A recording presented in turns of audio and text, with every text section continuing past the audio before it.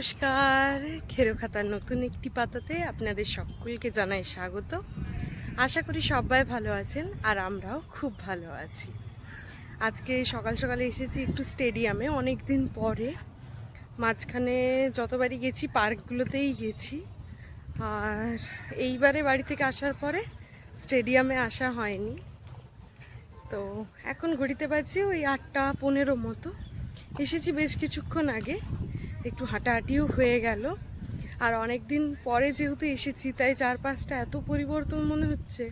আগে গাছগুলো অনেকটা ন্যাড়া হয়ে গিয়েছিল, কিন্তু এখন দেখছি বেশ সুন্দরভাবে বর্ষার জল পাওয়াতে বেশ ভালোভাবে আর কি গাছগুলোর পাতাগুলো পরিষ্কার হয়ে গেছে, নতুন পাতা গজিয়েছে। দাঁড়ান আপনাদেরকেও একবার দেখাই।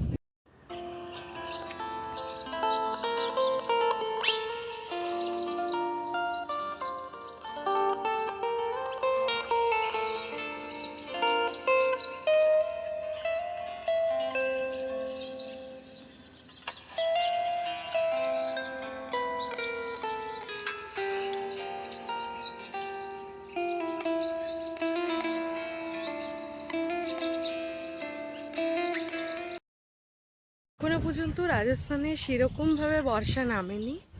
জয়পুরে তো বৃষ্টিপাত হচ্ছেই না, একদিনও দেখলাম না যে বৃষ্টি পড়ছে। বেশ প্রথম দিক থেকে একটু বৃষ্টি পড়ছিল, কিন্তু এখন বেশ কয়েকদিন হলে একদম বৃষ্টি পড়ে না। তো যাই হোক, তার মধ্যেও গাছগুলো এত সুন্দর হয়েছে দেখে বেশ ভালো লাগছে। চলুন, হাঁটাটা হয়ে গেছে, এরপরে টুকটাক একটু এক্সারসাইজ করে তারপরে বাড়ির দিকে রওনা দেব। আমি ওইদিকে হাঁটাহাঁটি করছিলাম বা গাছ দেখাচ্ছিলাম, আর এদিকে এনার কাজ দেখুন, এখানে জল দিচ্ছে।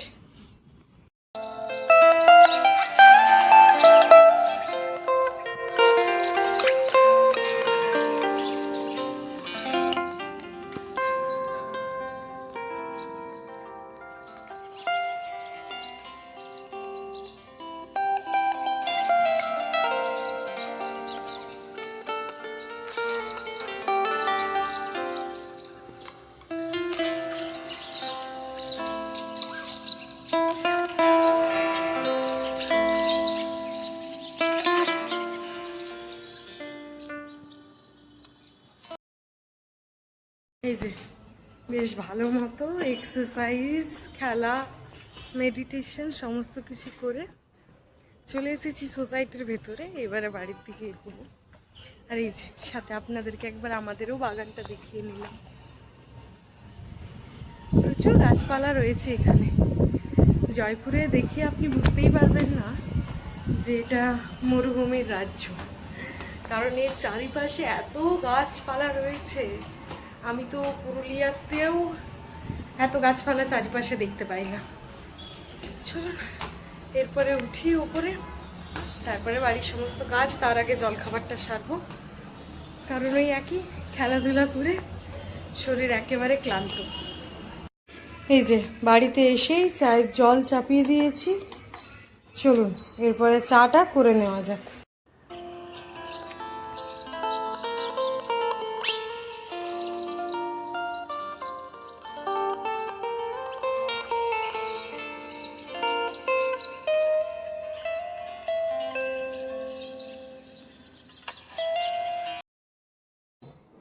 দিনের খাওয়া দাওয়ার প্রথম পর্ব শেষ করার পরে ও এখন অফিসে চলে গেছে, হলো 10-15 মিনিট। আর এখন ঘুরিতে বাজে ওই 10:30 মতো। তো আমি একটু বসেছিলাম ফোনটা নিয়ে, তো দেখি হঠাৎ করে বেল বাজলো, এসেছে একটা পার্সেল। এই যে, তো দেখা যাক কি অর্ডার করেছি। আমি যা অর্ডার করেছি আমি তো জানি, আপনাদের সাথে শেয়ার করি। খুবই একটা কাজের জিনিসই অর্ডার করেছিলাম। দাঁড়ান দেখি কেমন এসেছে।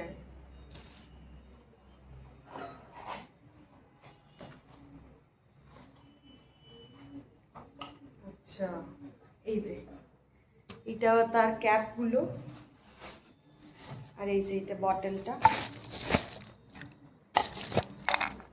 দুটো অর্ডার করেছি। এগুলো অয়েল ডিসপেন্সার। খুব বেশি বড় নয়, ওই 400 ml মতো। এই যে দাগ দেওয়া আছে 400 ml এর। আর এইটা তার ক্যাপটা।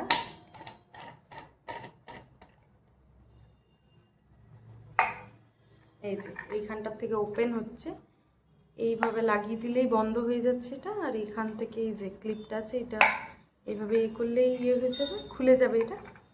তারপরে এইভাবে ঢাললেই তেলটা বেরিয়ে পড়বে। তো এই যে দুটো অর্ডার করেছিলাম আমি, একটা সর্ষের তেলের জন্য, একটা রিফাইন তেলের জন্য। সাধারণত এই দুটি তেলেই আমাদের বাড়িতে ব্যবহার হয়।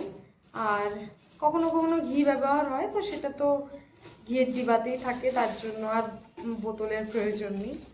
আর এমনিতে আমি তেলটা রাখতাম ওই, আপনারা হয়তো আমি যখন রান্না করেছি তখন লক্ষ্যও করেছেন, ওই যেটা 500 লিটারের, না সরি লিটার নয়, ml এর, 500 ml এর যে তেলের কন্টেনারগুলো হয় সেইগুলোতে। তো ওইটার থেকে দেখছি তার গা বেয়ে চুইয়ে চুইয়ে তেলটা নিচে পড়ে যাচ্ছে।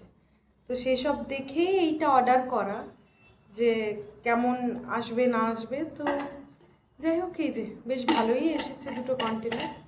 আপনারাও চাইলে নিতে পারেন, আমাকে বলবেন, আমি কমেন্টে আপনাদেরকে লিংক দিয়ে দেবো।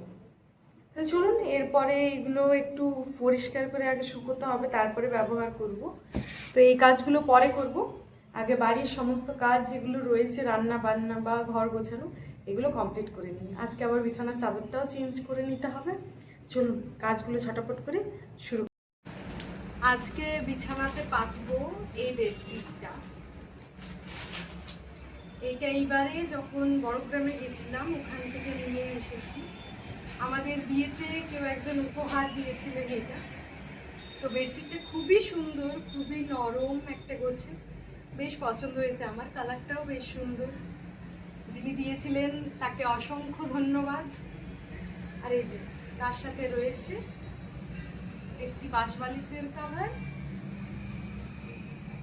আর দুটি পিলো কভার। এই যে এইটি আর এইটি, প্রিন্টটাও বেশ সুন্দর। আর যেহেতু আমাদের এখানে 3টা মাথার বালিশ থাকে, তার সাথে ম্যাচ করে এই 5 বালিশের কভার, মানে মাথার বালিশের কভারটা দেবো আরেকটা বালিশে, খানিকটা ম্যাচ করবে পিঙ্কের সাথে পিঙ্ক।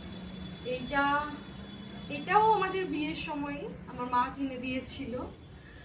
তো চলুন ঝটপট করে চেঞ্জ করে নেওয়া যাক।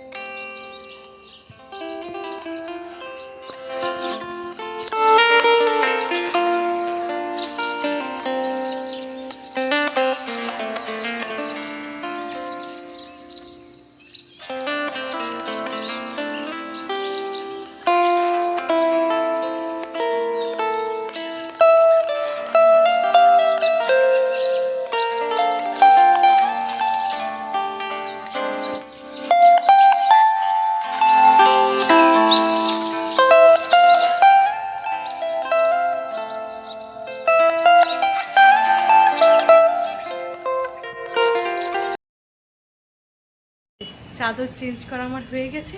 চলুন এরপরে বাকি সমস্ত কাজগুলো ঝটাপট করে নেওয়া যায়।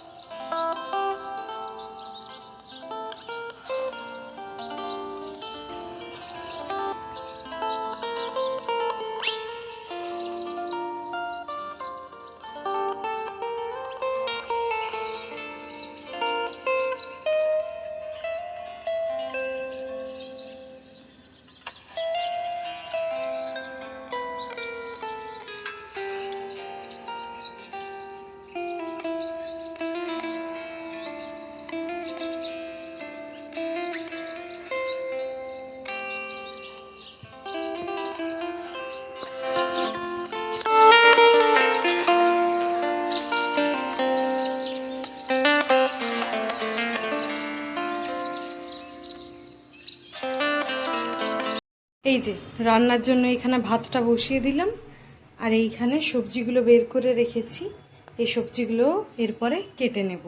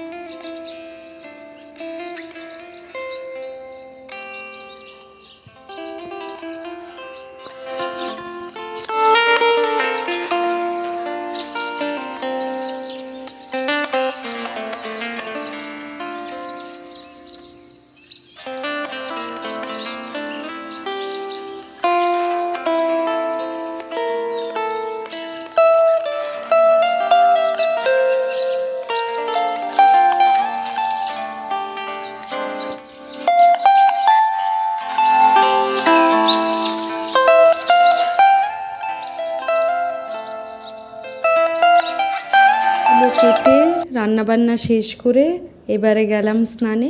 স্নানের সাথে সাথে এক বালতি জামা কাপড়ও মেখে রাখা ছিল, সেগুলোও কেচে নেব। এই স্নান করা, জামা কাপড় কাচা, মেলা এইসব করতে করতে ওরও আসার সময় হয়ে যাবে। তারপরে দুজনে মিলে একটু ভাত নিয়ে বসবো।